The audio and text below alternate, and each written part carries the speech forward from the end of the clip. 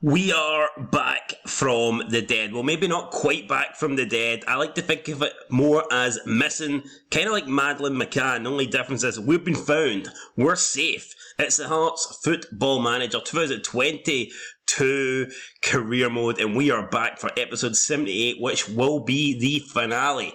Why did this series just pretty much disappear from the channel? Honestly, I don't know. I just kind of fell out of love with Football Manager, but then I decided that I needed to fucking grow up. I needed to reunite. I needed to rekindle my relationship with Football Manager, because the brand new FM23 is coming out today, and I need to do something that I couldn't do in this year's game, and that is take Hearts to the top of the Cinch Premiership. We did finish third on multiple occasions, but sadly, we couldn't go over the line, we couldn't break the old firm, and we couldn't lift our fifth title in the club's history. There were some good moments, so there were some bad moments. You cannot forget that epic run we had to the quarterfinals of the Europa League. That was probably the most impressive thing I think I've done. I've won the league before in previous Football Managers, but that run to the final where we topped our group and then we beat Spurs in the knockout stages, I mean, that was phenomenal, and I'm hoping we can get more stuff like that when we get into FM23. But before we get into FM23,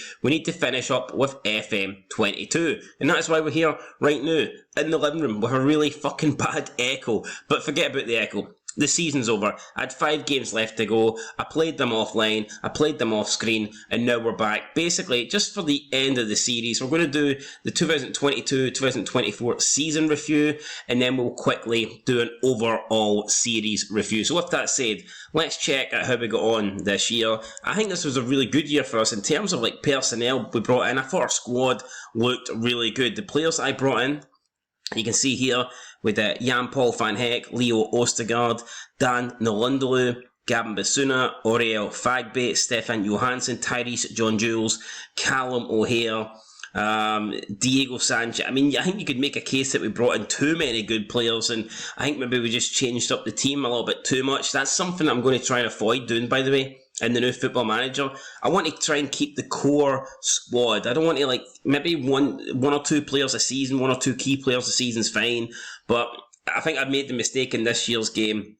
I was bringing, maybe per transfer window, we were bringing in like 3 or 4 key players, you know, key signings to come into like the first team, and it was just too much. Every single transfer window, we're changing up the entire squad. So yeah, I don't want to change that, but you can see, I think there was a lot of good players. I probably think the best player was, you know, Jan-Paul van Heck. He got an A+. Leo Ostergaard got an A+. Nalundlu got a C+. Gavin Basuna C+. Fagbe a -C. Johansson a C. Tyrese John Jules got a B. Callum O'Hare got a C+. And last but not least, Diego Sanchez on loan got an A+. So there you go. Some of the signings that we brought in did do pretty well. Now, in terms of the league, we did finish third. An impressive points tally, in my opinion, 74. That's decent for third place. I mean, that's pretty good. If you get 74 points, I wouldn't expect that to get you a title challenge, but I would expect it to put you above the best of the rest. And that's what it done this season. We finished 13 points ahead of Dundee, but we did finish 9 points, unfortunately, behind Rangers and 15 points behind Celtic. So I'm hoping we can try and change that going forward. Trying in 2023, the new FM, my main goal, I've got to be realistic. I don't expect this to win the league season 1, season 2. I expect it to be, you know, a long grind. But what I would like to do is get the gap down. You know, I would like to get the gap to the old firm down. And I think that's what we've done here. 15 points, I don't think, to the league leader Celtic. And you can argue maybe they didn't have their greatest season, but I think 89 points is still a good points tally for the winners. So it wasn't bad, but that's kind of what I want to do. But maybe do it a bit earlier. Maybe do it from like season 1. Try and finish, you know, within maybe 20 points of them. Or what I try and do is, when I'm playing as Hearts, I like to try and get to the split and still mathematically have a chance to the title. So that's kind of my game. That's kind of my goal for these series, and that's what I'm going to be looking to do in the new FM from the very start. I know we can't win the league. I know we can't realistically challenge for the league in the first season, but I would like to at least be close, you know, at least get to the split and still be around, you know, the top of the table and mathematically be able to challenge. But we did finish third, so I've no complaints with that. Average home attendance 19,609. Barry Mackay was the top goal scorer with only 13 goals. For the board, pretty confident with his B- as well, so looks like the board was happy enough. Our biggest win, 6-1 thumping over Motherwell. That was a good game. Match to remember was a 4-0 thumping over Aberdeen. And the goal of the season came from Cammy Devlin, but unfortunately it came in a defeat in the Edinburgh Derby against Hibs. Never good to lose in the Edinburgh Derby, and unfortunately that's what we done there. Club reputation, we were up at National, so I think we started at National, we stayed at National. Nothing really happened with sponsorship deals. You can see we're down quite a lot here with the annual revenue, but this is because last season, we had that epic Europa League run, whereas this season we didn't really have that.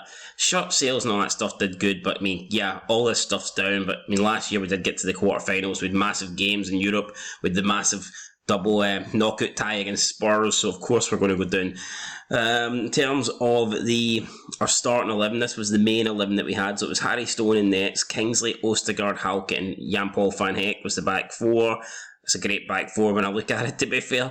Benjamin Pires in the CDM positions, and it was Tyrese John-Jules, Barry McKay, Ginnelly and Aaron Presley up front. So Aaron Presley, he done alright, to be fair. 19 goals, it's no bad. It's no bad at all. Accolades, we got manager. Holy shit, we actually won manager of the year. I didn't even know that. So we won manager of the year. I don't remember us getting any manager of the months, but that's crazy that we got manager of the year. So we never individually won a manager of the month, but we got manager of the year. That's kind of insane, if you ask me. Jan-Paul van Heck was young player of the season. Stephen Kingsley was fan player of the season. We broke our highest record transfer fee this window with 1.5 for Dan Lundley. Like I said, pretty good there. And that seems to be it then for the accolades. So there you go. I think it was a pretty good season. We finished third, you can't really complain. It's a good season for what we were doing, for where we were at. Now you can look at the overall best 11. So this is for the entire series. So this is our strongest 11 from the first game of the episode to the very last game. So Gordon and nets, no complaint. Back four, Kingsley, Suter, Moore, Halkett. You know what? I like that back four. Personally, I think there's room for Ostergaard in there or Jan-Paul van Heck, but both of those guys are on the substitute bench. But I think with the quality of Leo Ostergaard, I think he could have potentially been in the centre mid. Michael Smith, I like him, but I think Jan-Paul van Heck.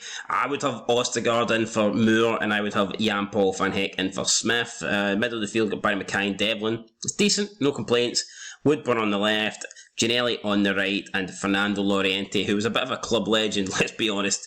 He scored some important goals for us, and he was a major factor, I think, in us having success. So yeah, there you go, man. That's a good 11. If we could have that 11, if I had that exact same 11 going into FIFA FM23, I would like to think that we could give the old firm a good run, because that's a solid 11. Don't get me wrong, we have quite a few of those players, but Craig Gordon, a few years older, Halkett maybe not in top form. We've still got Kingsley and Halkett, Barry McKay, I guess, Ginnelly, Michael Smith's quite a lot older, Devlin. So yeah, most of those players we will have, but that is a solid team.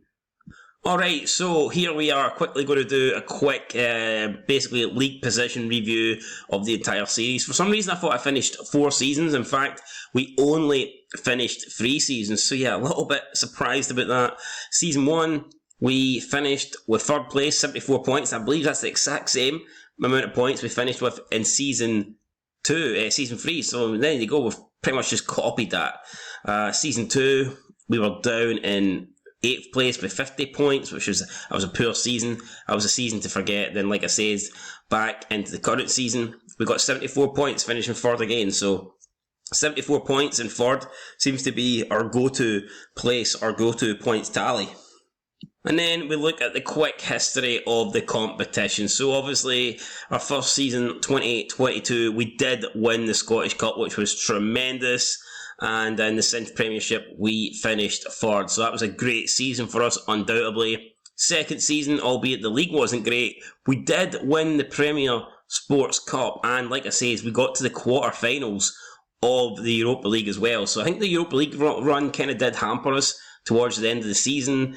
Keep in mind, you had the World Cup as well, and there was a shitload of games, and I think that's why we finished 8th, if I'm being honest. But, I mean, that was a good season as well, winning the Premier Sports Cup and obviously getting to the quarterfinals of the Europa League. And then our last season, again, we finished 3rd. We didn't win any trophies, we didn't add any silverware, but I think we built on foundations, and I think we re-established ourselves as the 3rd best team in Scotland, and we qualified for Europe. So you know what? Overall, I'm happy with the 3 seasons, but I would have liked to have played more, but the new game's out, so it is what it is. We will cancel this. We will put FM22 aside. We will pick up FM23, and I'm looking to do a lot more seasons, taking YouTube seriously now. I mean, I wouldn't say I do it full-time, as in I don't have a job now, but I mean, I pretty much put full-time hours into YouTube, even though I have a full-time job as well. I'm looking to get at least, I'm going to say at least 5 seasons minimum, but honestly, I'm hoping to get about 10 done, and I want to bring the title back to Edinburgh. I want to make sure Scotland is maroon, and I want to deliver the club's 5th league championship. So make sure you're subscribing, make sure you're commenting. The new episode of FM23 will be out today, tomorrow. It's later on today. So make sure you check out for it. It will be episode 1, and we will be going for the league title. That's it, guys. Thanks for watching. Appreciate all the support. I'll catch you in the next one. Peace.